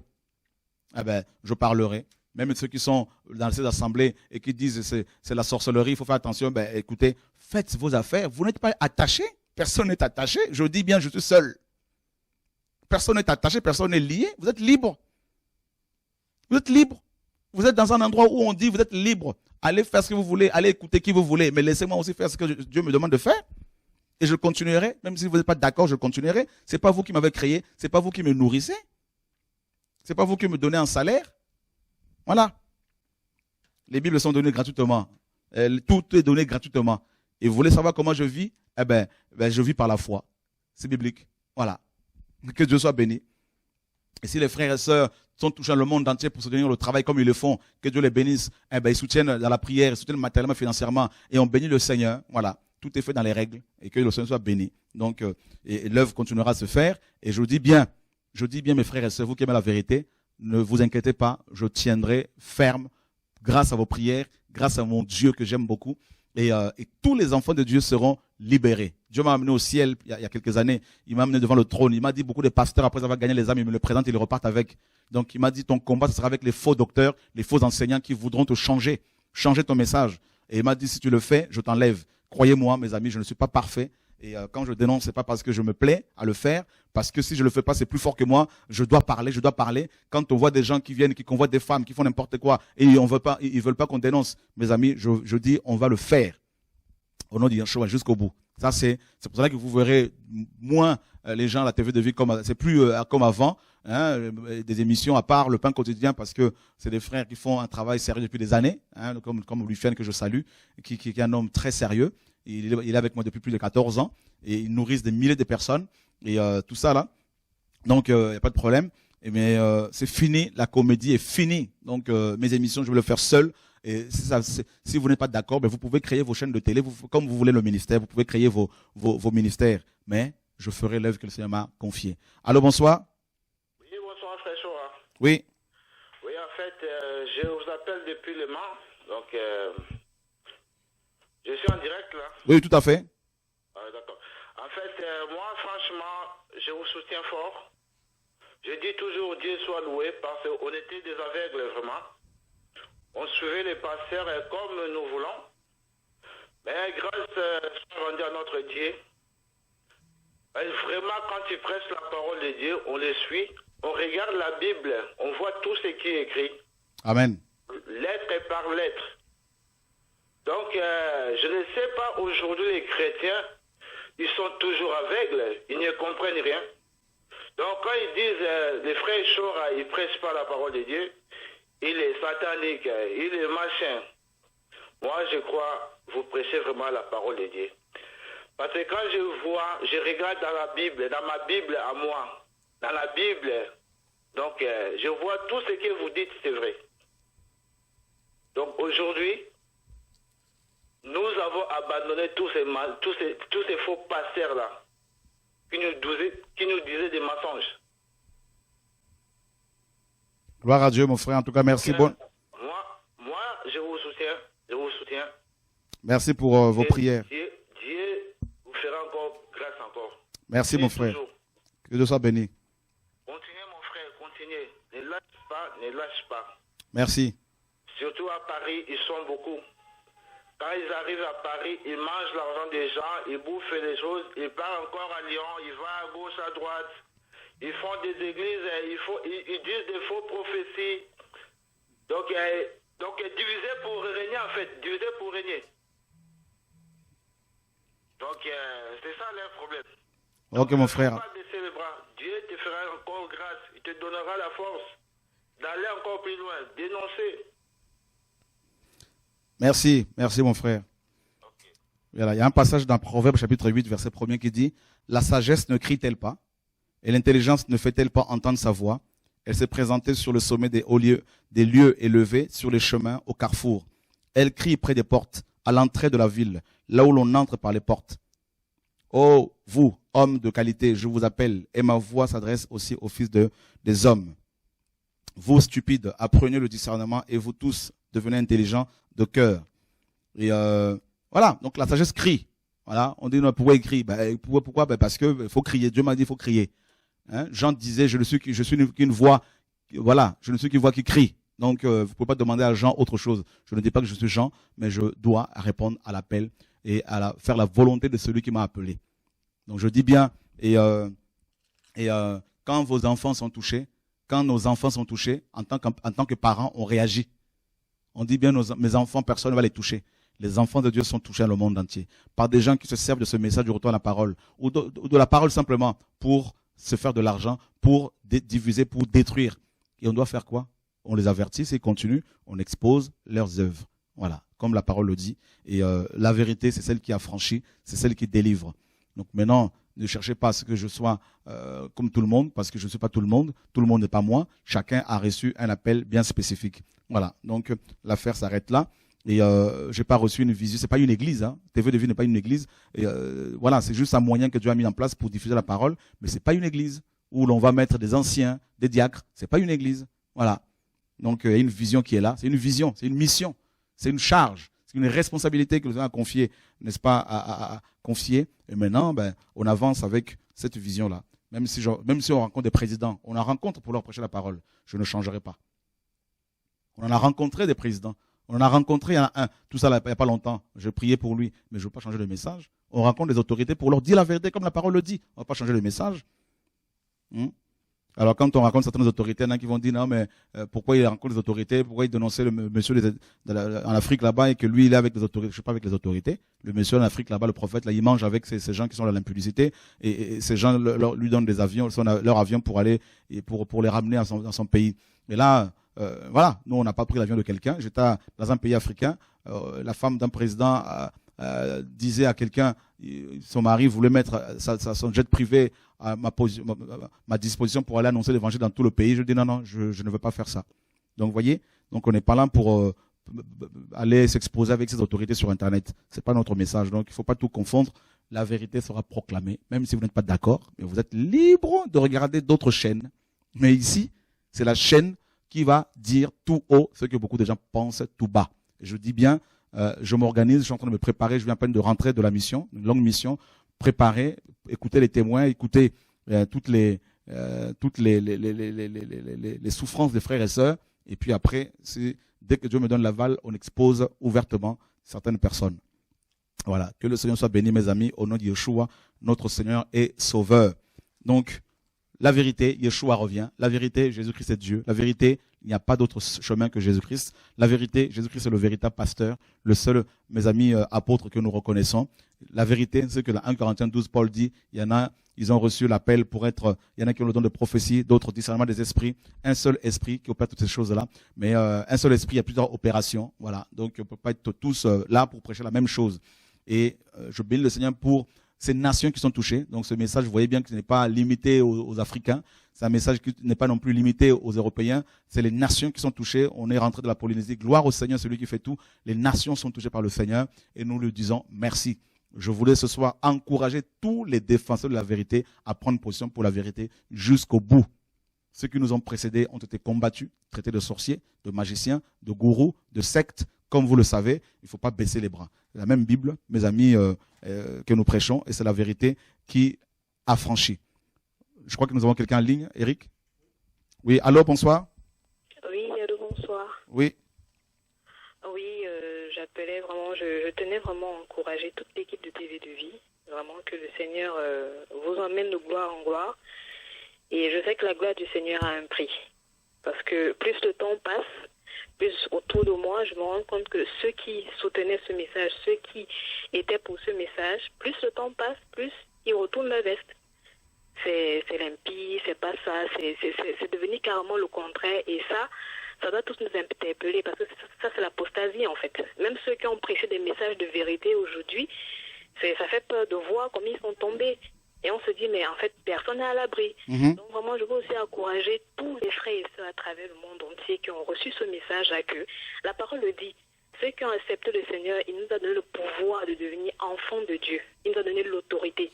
Donc on doit arrêter de dépendre des gens, de courir après les gens, d'aller à TV de Vie, comme si, je sais pas, à TV de Vie c'était la montagne de feu, c'était là-bas qu'il y avait une grâce spéciale. Le Seigneur nous appelle tous, on a tous une grâce spécifique. Que chacun reste à sa place et on doit aller au pied du Seigneur parce que c'est lui qui connaît tout, c'est lui qui sait tout, c'est lui qui dit tout. C'est pas un homme qui dit, c'est lui qui dit toutes choses. Et à vouloir toujours rechercher ce que le Seigneur a dit à travers un homme, mais c'est ça aussi l'idolâtrie. Parce que c'est ceux-là aussi qui courent derrière les hommes, eux aussi, ils doivent lire la parole. Ceux à qui on raconte n'importe quoi, c'est ceux qui ne lisent pas la parole. La parole est claire. On n'a pas besoin d'avoir bac plus 5, bac plus 10 pour comprendre les Écritures. Il faut juste prier. Et le Seigneur, enfin, pour ma petite expérience, rien que le fait de prier avant de lire, le Seigneur, il parle. Sa parole est claire, elle est limpide. C'est-à-dire, sa parole c'est un Dieu, il a tellement de facettes, il a tellement à dire, tellement à nous apprendre. Mais comment est-ce qu'il va nous dire si on n'est pas à ses pieds, si on est toujours derrière les hommes? Mais c'est normal qu'on soit berné. Donc, tous ces hommes doivent lire la parole, ils doivent méditer la parole. C'est pas pour rien que la parole dit méditer la jour et nuit, prier sans cesse. C'est pas les hommes. Donc, à un moment, il faut qu'on arrête un peu. Bon, après, ceux qui veulent se retourner, ils se retournent. Mais je tiens vraiment à fortifier ceux-là qui sont encore dans la maison de Christ. Ils s'accrochent, vraiment, accrochez-vous, vraiment, que le Seigneur bénisse vos familles, qu'il vous soutienne vraiment, qu'il vous soutienne, quoi. Donc, c'est vraiment pour vous encourager. Merci, c'est bien dit, hein, tout est dit, ma soeur, que Dieu soit béni. Et effectivement, ceux qui sont déçus, parce qu'ils veulent les hommes. Et ils veulent les hommes. Depuis des années, on ne cesse de dire allez vers le Seigneur. C'est ça le message, allez vers le Seigneur. Et si vous avez des questions à poser, allez vers le Seigneur, méditez la parole, effectivement, comme tu l'as si bien dit. Mais ils ont toujours besoin d'un docteur qui les enseigne à vie. Et c'est là que ça coince. Donc, c'est pour cela qu'ils peuvent facilement suivre les hérétiques. Et puis après, ils sont déçus. On sait comment ça finit à chaque fois. Hein. Non, ils veulent être assistés. Hein. Ils veulent tester ça. Et quand ils veulent la béquille, si la béquille sur laquelle ils s'appuient se casse, ben, eux, ils sont au sol. Voilà. De s'appuyer sur le roc. Voilà, c'est ça. On dit que celui qui bâtit sur le roc, mais il ne bâtit pas en vain. Il supporte toutes les intempéries. Donc, si on est bâti sur le roc, on ne devrait pas tomber parce que le frère là est tombé, parce que la sœur là est tombée. Non, on est bâti sur qui? On regarde qui? On a les yeux fixés sur qui? Amen. Ok, c'est facile à parler là, mais vraiment, que le Seigneur nous encourage, que le Seigneur nous fortifie. Et je sais que si on l'appelle, il répond. Quand on l'appelle, il répond. Même quand on tombe, il nous relève. Donc, c'est pas un lâcheur. Dieu là n'est pas un lâcheur. Le petit peu que je connais de lui, il ne lâche pas. Donc, lisons nos paroles, méditons-la, ne cherchons pas comment on voit que le frère Chora a fait ça, il est tendu, la main, il a guéri. Tout le monde veut se lever et faire ça. Mais les épreuves qu'il y a derrière là, ils savent pas. La gloire de Dieu a un prix. Ils veulent l'onction, mais quand les épreuves disent ah non, la parole est dure. Avec l'onction. Mais c'est ça. La parole dit, c'est pas l'épreuve qu'on éprouve l'or. C'est pas le feu qu'on éprouve l'or. Mais pareil, c'est pas les épreuves que le Seigneur va éprouver aussi une autre fois. Ils veulent pas éprouver ça, mais ils veulent l'onction qui va avec, guéri, on va ici, on prêche, on filme, qu'on arrête un peu. Un moment qu'on arrête. Même ces chrétiens-là, lisons notre parole. Lisons-la. Amen. Ne prenons pas le tout près, quoi. C'est pas du fast-food. Lisons-la. Gloire à Dieu, ma sœur. Merci en tout cas pour ton intervention. Amen. Voilà, dans Acte 5, 28, il est dit, ne vous avons-nous pas défendu expressément d'enseigner en ce nom-là? Et cependant, voici, vous avez rempli Jérusalem de votre doctrine et vous voulez faire retomber sur nous le sang de cet homme. Alors Pierre et les autres apôtres répondant dire, il faut plutôt obéir à Dieu qu'aux hommes. Voilà, donc c'est ce qu'il faut faire. On obéit à Dieu plutôt qu'aux hommes. Et les hommes ne seront pas toujours là pour nous acclamer. D'ailleurs, ce n'est pas notre vision. Ils ne seront pas là pour vous acclamer, mais cherchez beaucoup plus à plaire au Seigneur qu'aux hommes. Paul disait, est-ce la faveur des hommes que je cherche ou celle de Dieu? Et voilà, Pierre disait également, ça c'est Paul qui le disait, Pierre disait, et si l'on vous dit des outrages, bénissez le Seigneur. Donc c'est une grâce, mes amis. Et comme Christ a souffert, vous aussi armez-vous de la même pensée. Pierre disait dans 1 Pierre 4. Donc il faut tenir ferme, défendre la vérité dans vos pays, dans vos villes, jusqu'au bout. Et le Seigneur vous soutiendra. Et le Seigneur vous gardera au nom de Yeshua. Donc je vous donne rendez-vous demain et, sur TV et Radio de Vie à partir de 20h30 et, pour un enseignement. Voilà, mes amis, que Dieu soit béni. Alors nous sommes en guerre, mais la guerre pas contre les hommes, contre l'ennemi de nos âmes, contre la chair et aussi, malheureusement, et, contre les fausses doctrines. Donc, et comme vous le savez, Paul a dénoncé ouvertement des gens, en citant même des noms. Il a dénoncé Alexandre le forgeron, qui s'est opposé à ses paroles, c'est écrit. Il a dénoncé Philette, et un autre prophète qui a renversé la foi des chrétiens parce que il disait que la résurrection avait déjà eu lieu. Et il dénonçait Hyménée également, un autre faux prophète, un faux enseignant. Et dans 2 Corinthiens, Paul parle des faux apôtres. Donc ils ont eu affaire aux faux. Ils ont eu affaire à Diotrephe dans 3 Jean 10 là-bas. Et donc ils ont eu affaire à cela. Les pères de l'Église également ont eu affaire à des fausses doctrines, à défendre la vérité face aux fausses doctrines. Donc ce n'est pas quelque chose de nouveau. Et les apôtres qui suivaient le Seigneur, les disciples, beaucoup dans Jean 6 l'ont abandonné. Ils ont dit cette parole est dure, qui peut l'écouter. Donc lui, Yeshua, qui est le Fils de Dieu, a été abandonné. Et vous, et nous, et moi. Donc continuez à faire le travail que le Seigneur vous a confié, comme la sœur le disait tout à l'heure. Il ne faut pas s'arrêter sur l'homme, ni sur TV de vie, ni sur qui que ce soit. Allez vérifier dans vos Bibles ce qu'on vous enseigne et appliquez ce que Dieu dit. Et ne dites pas, Shora a dit, dites la Bible, le Seigneur a dit dans sa parole. Ne dites pas tel prophète a dit, tel apôtre a dit, les Écritures disent. Voilà, maintenant que le Seigneur garde chacun de nous, c'est à la fin qu'on saura qui a fait le travail et qui ne l'a pas fait. Que Dieu vous garde, à bientôt, au revoir.